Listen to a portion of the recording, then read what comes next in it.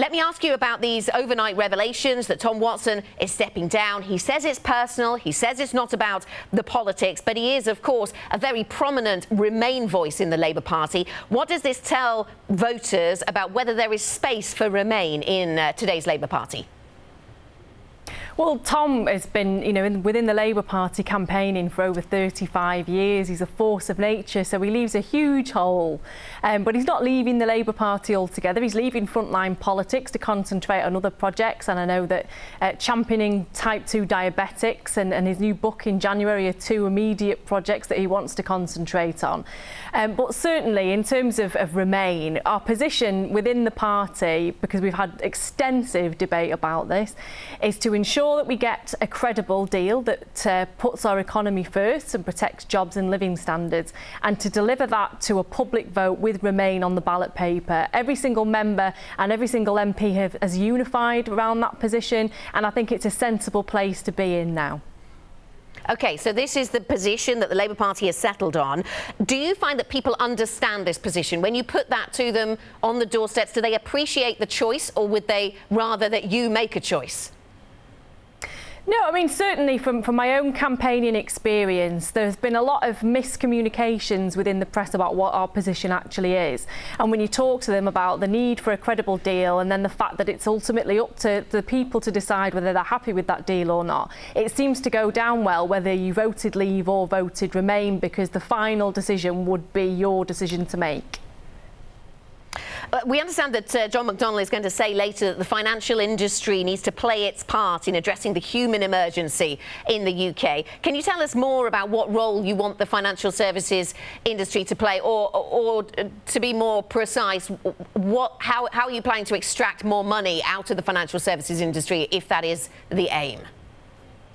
Well, look, we've talked about the need for a comprehensive industrial strategy for a number of years now, and that doesn't happen by accident. So today's plans will look at an irreversible shift in political decision-making and also investment away from London to our regions that have been neglected for some time, and that has many components. So firstly, we talk about a national transformation fund, and that will be made up of a pot of £250 billion investment in green industry and green industrial revolution policies, but also 150 billion for a social transformation fund to upgrade and capitally invest in our schools, public realm and hospitals, for example.